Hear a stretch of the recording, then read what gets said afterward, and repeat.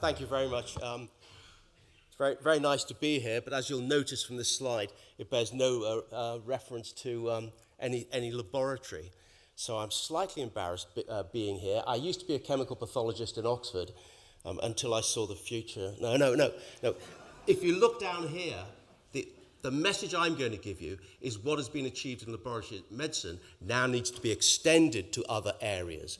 You know? So you build on the bits that work really well, and the skills that you have take you somewhere else, or perhaps the skills of the next generation of laboratory medicine professionals.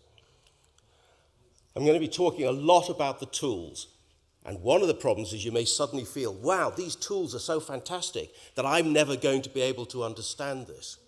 Yep. Again, think about the next generation. I'm going to be talking about the settings and pressures that we work in. The laboratory settings and pressures are pretty high, but they're even worse in the clinical setting. And if you're going to extend your expertise and your influence into the clinical setting, you need to understand what's happening in that area. What's happening in other sectors? This is the question that says, who's bought anything from Amazon in the next month? You've seen all of this working. That's a big change from previous technology. Usually, you didn't see them in your social life before you saw them in your employment or industry. This time round, it's completely different. And always trying to draw the difference between direct care of individual patients and care of populations. Both important, but really different. And throughout the talk, I'm going to try and give you the bits that are just within grasp.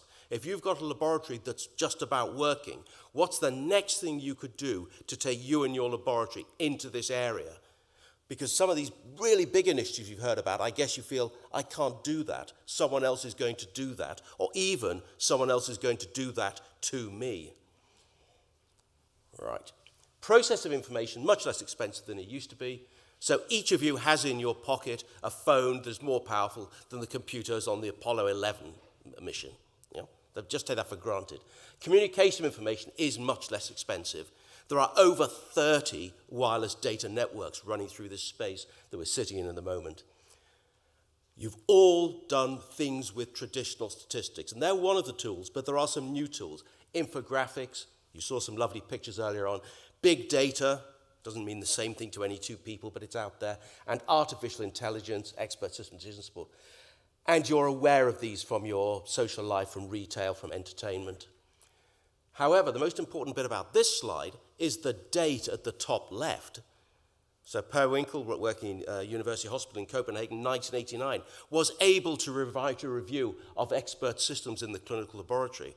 And I think there may just be people who weren't born when this was written. What have we done with it since then? So starting at the top left, all of these things take place. They're a bit different if you've got point-of-care testing rather than central laboratory testing, but not all that different. And what do we know about this? Well, we know that very few errors occur in the bottom section, and quite a large number of errors occur the higher up you get. And if you want evidence on that, you just read anything written by Mario Plabani over the last 20 years from his own work or his review of other people's work. The errors are not occurring below the bottom dotted line. They're high up. So why is it that we got this working so well low down? What were the skills, what was the technology that did that in laboratory medicine? Because that's what I'm saying you can reapply further up the tree. And two of them are really important to me at the moment, available for big improvement. The tools are available, the leaders are doing it, but perhaps not everybody is. And the first is better selection of investigations. And the second is better interpretation of reports. But the setting we're in is we're really, really efficient at processing specimens and assays, but those aren't the product. The product is a better clinical decision over in the clinical space. We have laboratory information systems. They're pretty good at their jobs. We've got an increasing workload, and many of you managing laboratories will have had the same problem I had. It was very hard to demonstrate the value to, for example, a hospital chief executive. You put money and specimens in at one end, what do I get out at the other end? It's pretty hard to do it. That's going to be a lot easier if you start improving your delivery in the clinical setting.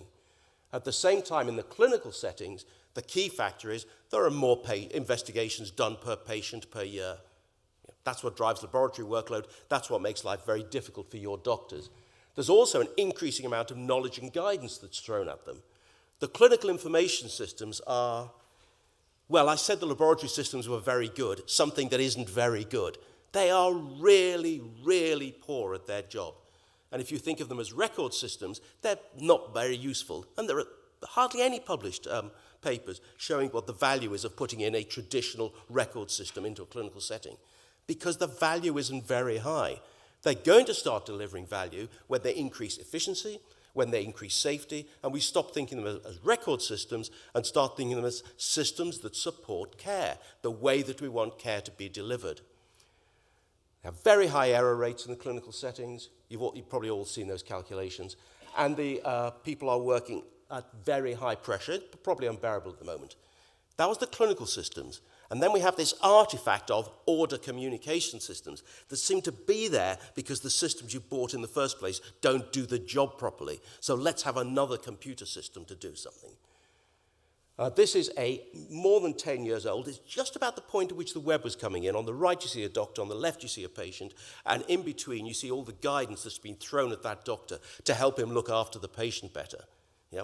Document 37 from the top down is a really good laboratory handbook. Yeah. This doctor has 5-minute consultations. Absolutely impossible to find the right document. And the pressures on the system as a whole, there is genuinely more disease around all the time.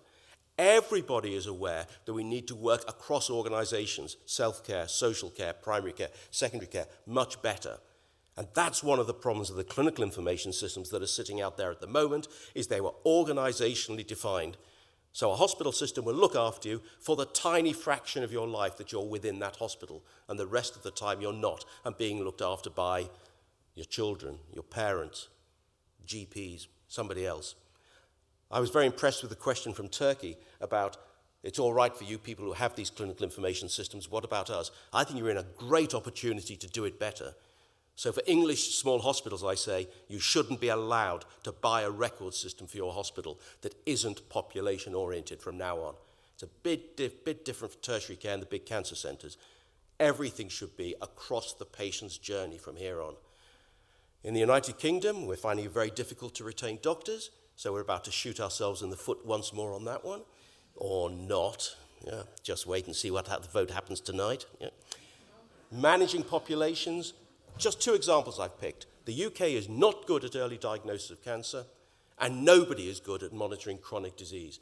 And regardless of which sort of health system you're in, you will have at least one of those 2 problems. And I'll come back to those with the examples. Traditional reports, well, we all know you have to get the right report to the right person, and one of the problems is there are lots of different media for doing it. Anyone ever measured that? Yeah, apart from Eric? Yes. Who measured the number of reports that Eric Kirkpatrick just measured the number of reports that are getting your clinicians at the right time. Because you're producing them, are they actually doing that? That's one study you can go home and do next week. Task persistence. If nobody's seen a report, the systems in the clinical setting need to make sure that that report is seen by somebody. It can't ever be lost.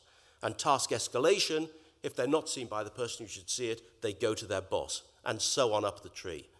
If we're not doing that, you don't have basic safety in the request report cycle. And then this problem, what does it mean?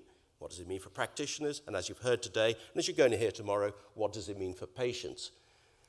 Yeah, anyone recognize those? Yeah, how pre-test probability of condition is affected by likelihood ratio in the middle, yeah, and then you get the post-test probability. And that's what we actually teach people in evidence-based laboratory medicine.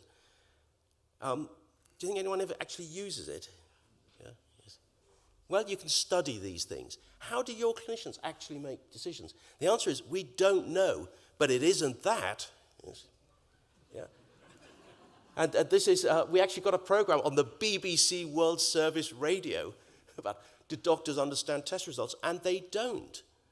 But we have some tools available.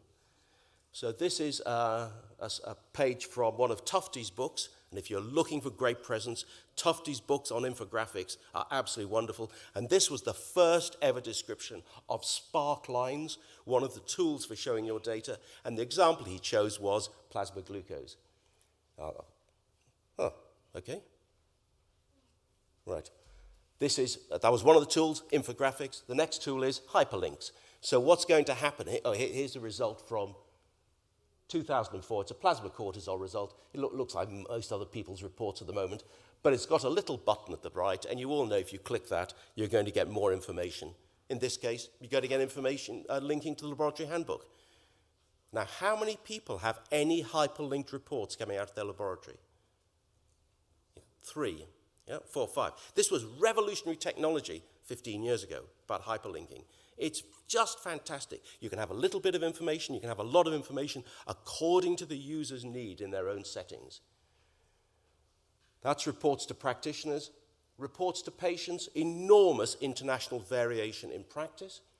I have family in Chile. The standard way of getting a report to your GP is to send it to the patient, who then takes it to the GP. That enormous variation means we should be able to study it. In England, it's part of the patient online program, where technologically, every patient now has access to the records on the general practitioner system, and we think the highest demand item is looking at reports in chronic disease. And now we have to have an enormous difference between diagnosis and monitoring.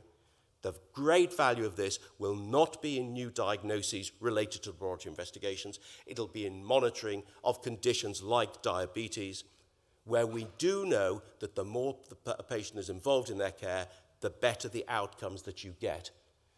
Practitioners who are not working in systems who are not used to this get pretty anxious, but we already know that that needn't be a problem, because I think Richard Fitton is here somewhere. Hello.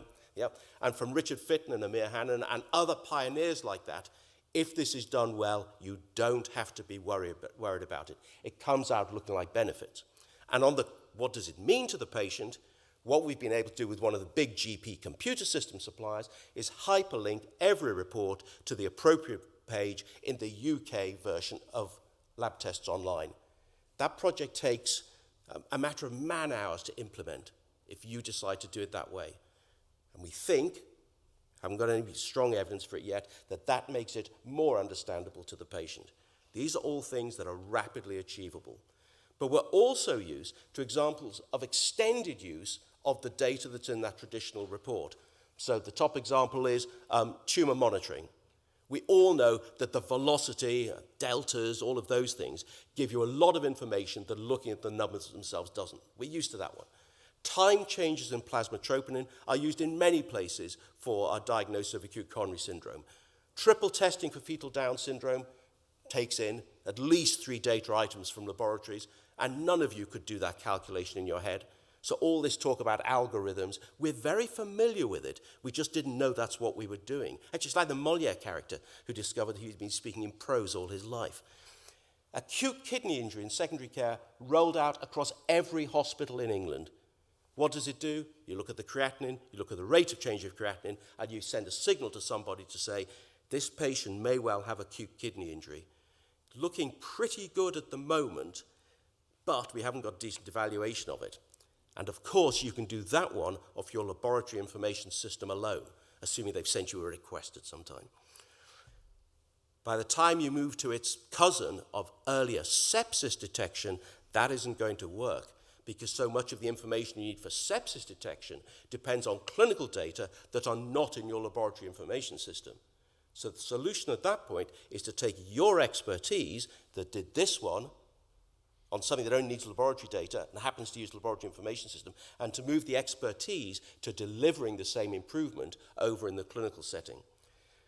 We process creatinines to measure estimated glomerular filtration rate in primary care. Pretty skeptical about that one, about the value. And the next one, Macmillan research on early diagnosis of cancer, is a very interesting finding.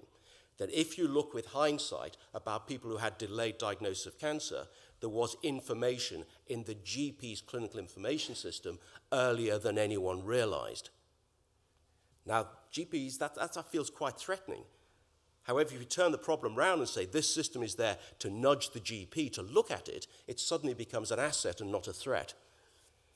And lastly, thiopurine methyltransferase polymorphisms. Well, you shouldn't prescribe the wrong dose of the related drug. So maybe the best place for that request to live is when you do the prescription, it fires off a laboratory request report cycle and comes back and modifies your prescription. So that's not thinking about an investigation about the patient. The action is, I want to prescribe the drug, and then the safety loop kicks in and looks after that for you. That's reports. Requests, well, you've got these pretty fundamental questions that are sitting there. I'll come back to the one about repositioning. And this is where we should be putting in clinical decision support for requesting. And fortunately, we do have evidence on this one. This is our health technology assessment from about 2010. I'm sorry that he uses the word order communication system, which doesn't normally cross my lips, but I had to put it on there. And that you can do high-quality, randomized control trials of decision support systems. Unfortunately, they're really non-representative in practice because they either come out of a small number of big academic institutions in the USA or the ones that Margaret Peters did in Birmingham before anyone knew it was called decision support.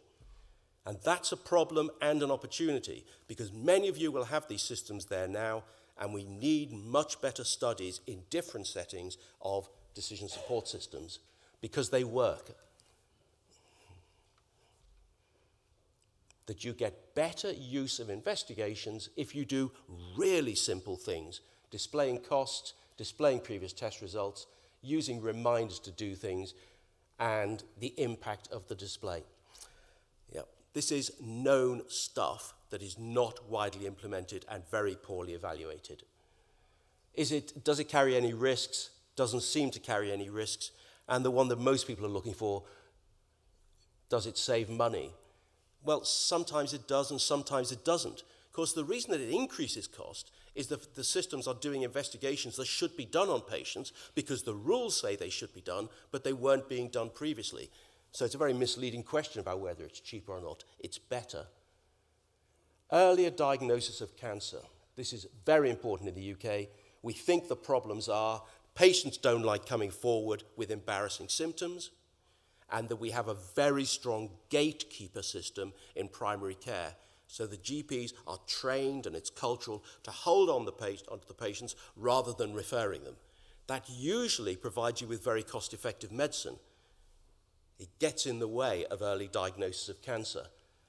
And we've got a couple of surveys that give interesting, exactly the same results about delayed diagnosis of cancer. This is roughly what you'd expect. And I'm going to talk about ovarian cancer on the far left.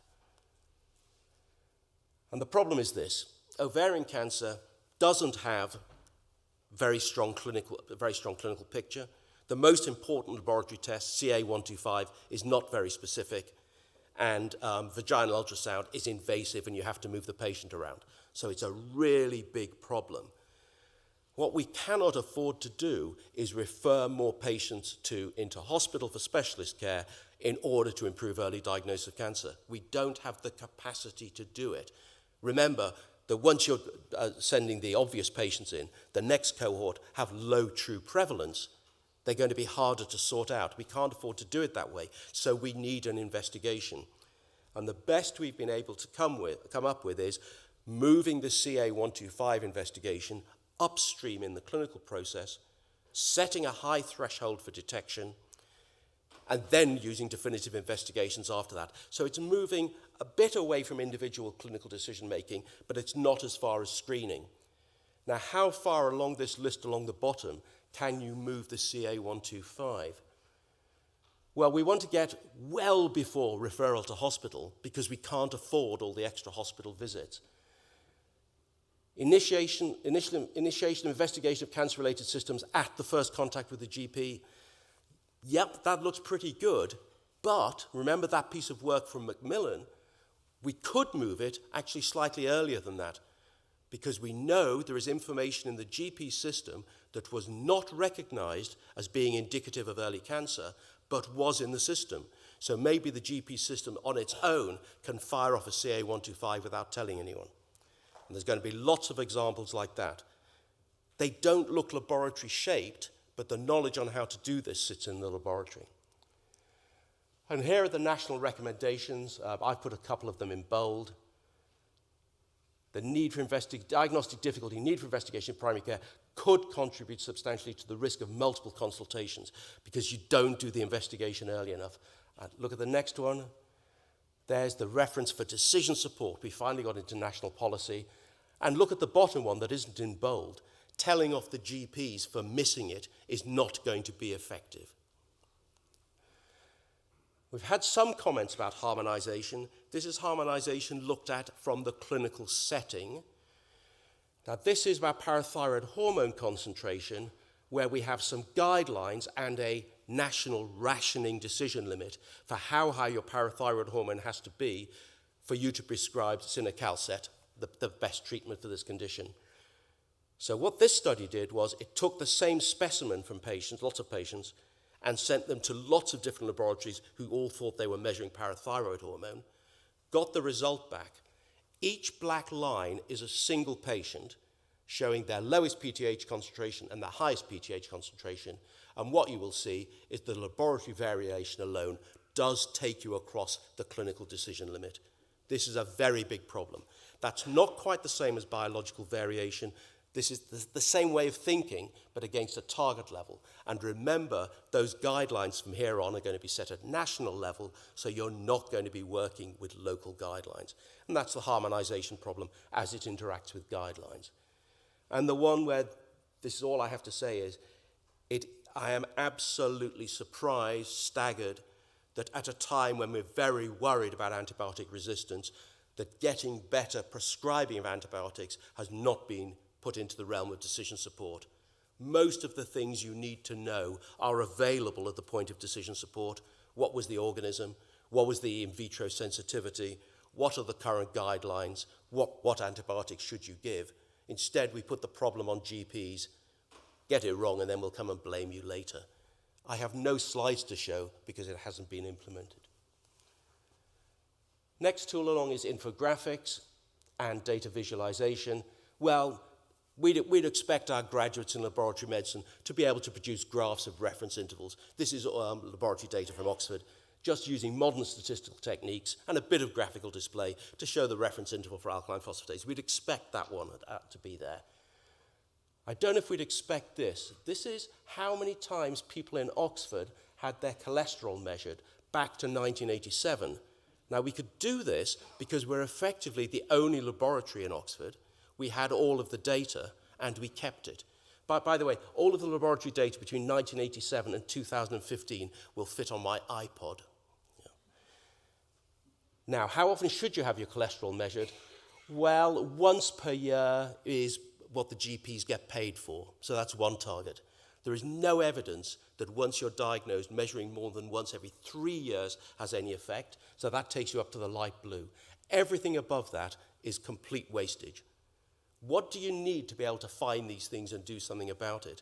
Well, you need longitudinal data, and you need consistent and preferably total population coverage of your laboratory investigations. Much harder to do this if you have to add it together from different people.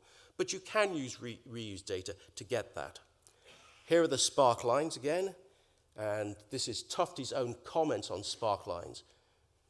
Now look at the top bit. See what he's done? He's put a lot of information into a small display. It's really obvious what it means. He does put the last numerical value on the right, and these are his own comments.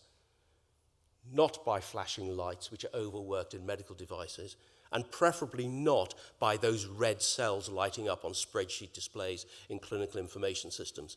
What I wanted to do at this point was to bring along some really nice screen dumps of how this is done well in clinical information systems, but I couldn't find any. Yeah. We know how to do this well. It's not out there in those systems. Interestingly, people who are now developing app versions of those big spreadsheet-looking clinical information systems are doing much better at this. And they obey some of the rules, use appropriate graphics, use appropriate colors, display the minimum amount needed, use hyperlinks to explain more behind that. I have none from big commercial systems. And that gets us on to geographical information systems. This is the most famous geographical display of medical data ever known. Anyone going to have a guess? This is an English doctor in the 19th century who had a theory about what was causing cholera in central London. So he plotted on a map, because the map already existed, each of those black dots towards those middle are a case of cholera, and he showed that all the people who were getting cholera were using one particular pub for water. This is John Snow, cholera, the Broad Street epidemic, and had the probably original concept of just using a geographical information system to convince other people that what he said was true. Now, I think we're now at a point where, except for microbiology, most people in laboratories wouldn't be able to do a geographical information system plot because they carry information so quickly. You've already spotted the point about what we have to explain in who has heart attacks across Europe. You know?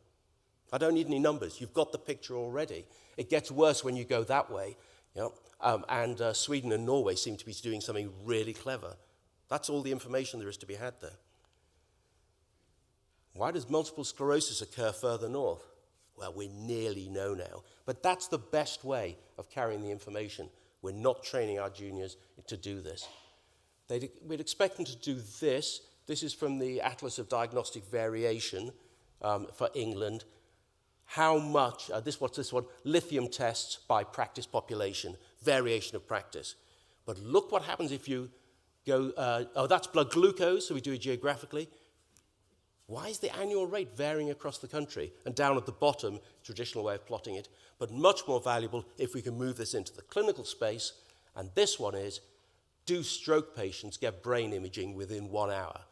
We've got high-level evidence that that helps. The darker the dot, the more people get it within 1 hour.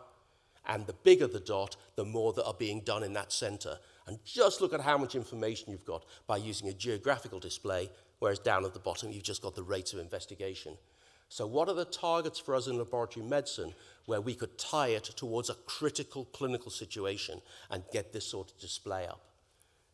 Well, here's a lovely example. This is vitamin D concentration across Birmingham and a geographical information system.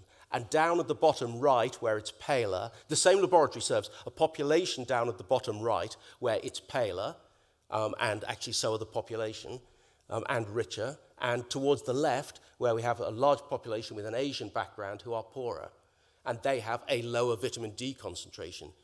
Now, we actually know that already, but very nice to show that from one laboratory who's trying to convince his commissioners on how they should spend money on measuring vitamin D. He also has another graph showing who gets their vitamin D measured, and of course, it's entirely the other way around. What do you need for this? You need a population metric. We're brilliant at that. You need a stable population if you're going to study over time. You've got that problem of transferability and harmonization. You need the demographic information, but that is available in every rich country. This is known how to do it, down to quite small cells of population, sometimes down to population as small as postcodes, often slightly bigger than that. And it's freely available. And it's widely used in other fields, but not in laboratory medicine, except in microbiology.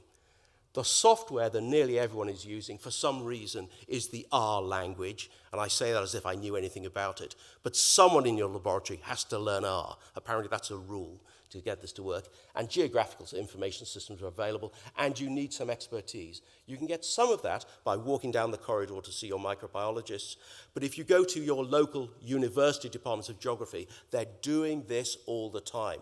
They're looking for good projects. They can be your friends. And finally, my view of big data. Well, you've heard a fair bit about this already. I'd add one thing that hasn't been there, and that's the explanation problem.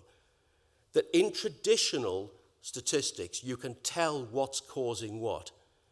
With these highly generalized artificial intelligence systems, you may not be able to. So you may get a finding of some association or some predictive value, but you can't drill down and see what's driving what. You have to do more work if you want to do that. That's a problem in getting people to accept them. It's also a problem, as you've heard, in terms of data protection, because you need a human to be able to intervene and explain. And as these systems get better, that facility may not appear. We've got some sectors that are ahead of us. Social media, we can all follow the court cases as they develop for using big data. Political campaigning, Well, this talk goes down particularly well in the United States and in Britain. What on earth was going on with micro-targeting and political campaigning? And in the closest field to us, in criminology, that many cities are using exactly the same tools to predict where crime is going to occur and to intervene. And there's quite a lot that's been published on that, and we can learn from that. We also need to discuss who is doing this and why. Now, some people are doing it because they think they can disrupt medicine. And I had a problem when I was working for NHS England with politicians who said, artificial intelligence, that'll solve our resource problems, won't it? Yeah. And then you have to learn how to say no to politicians. It isn't going to solve your resource problems. And by the way, other things they had were genomics. That's going to solve our resource problems. Patient empowerment. That's going to solve our resource. None of them are going to solve your resource problems. They can make care better.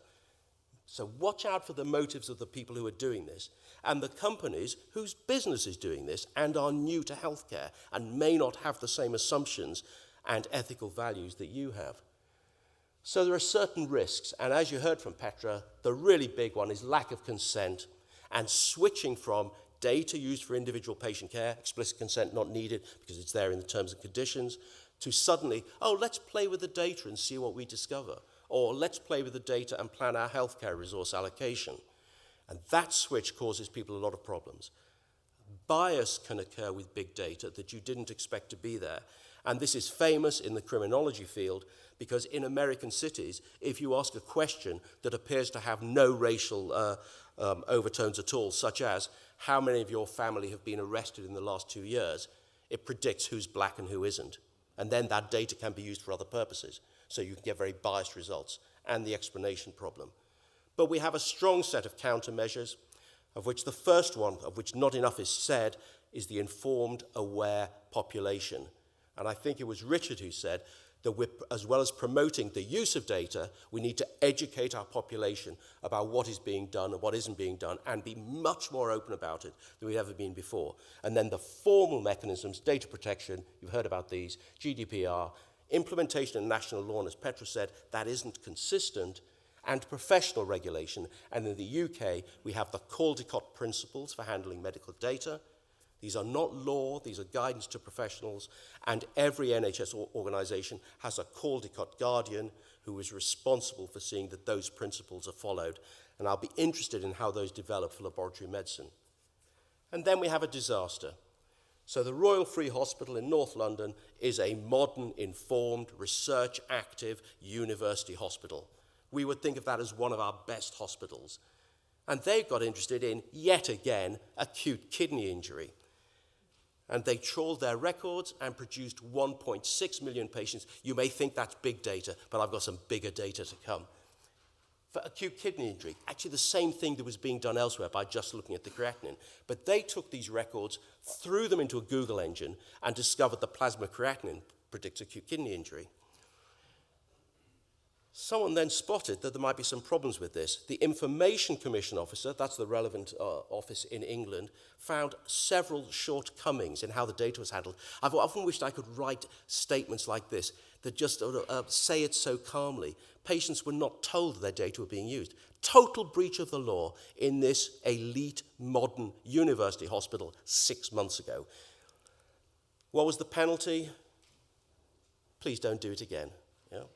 That's a bit mild, but the great value of this study is that no one else needs to fall into the same trap again, because they did. And here's the last one. This is also a Google project. And if you really want to understand clinical data in a domain that's very close to what you do for a living, it's this paper that's just come out in Nature. So there's a lot of sort of fancy abstract nouns there, but yet again, look at fire appearing. So what they did is they took a large number, and this is a seriously large number of patient records. This study was done in Stanford, Chicago, and by Google, and just threw this at an inference engine, a piece of artificial intelligence, a tool that could be used for lots of different purposes. First, they had to convert that into fire. That's, I think, the fourth reference to fire today. Very important. You need an expert in your laboratory on fire from here on. But if you've got someone who's been using HL7 or ASTM 1238 for requests and reports, that's just another step. That one's not too hard. And they throw this at the engine, and they have several targets. One is, can we get it to predict what the final diagnosis will be? Can we get it to predict when the patient is going home? Really important things in hospitals. So that's a bit like early warning scores. And you get this. We validated our approach using, and I'll try and get this right, 47 trillion data points. Probably run on an iPhone, I would guess, something like that.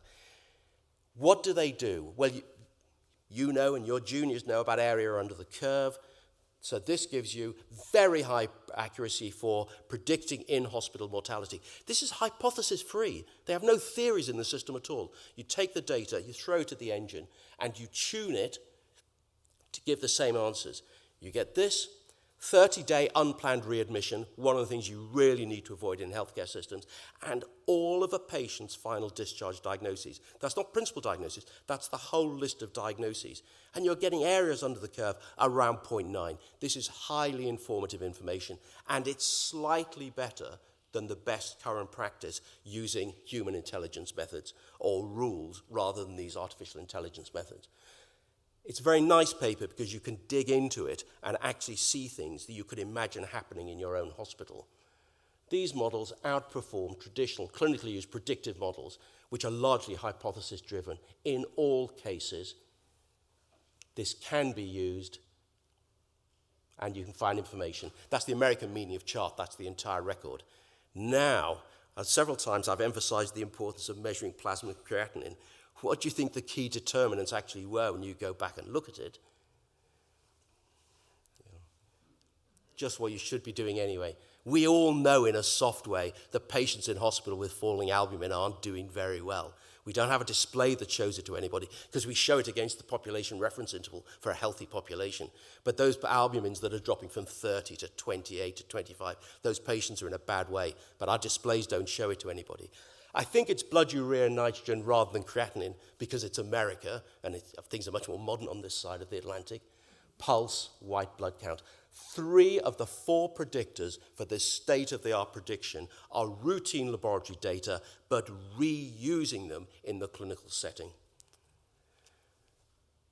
My take-home message is the tools are out there. We are not limited by the availability of the tools, but you may be limited by your own lack of familiarity with them. So get someone in the laboratory to get familiar. The value you're going to add is high up in the request report loop. Better requests, better use of reports, better reuse of reports, not by improving things down at the bottom. And that inevitably means it's going to be different in different clinical settings. It's not like handling another 1,000 specimens, you can handle the same. The way that you do it is going to be different in primary care, secondary care, diagnosis and monitoring, common disease, rare disease. But laboratory medicine has the expertise to get there. Thank you.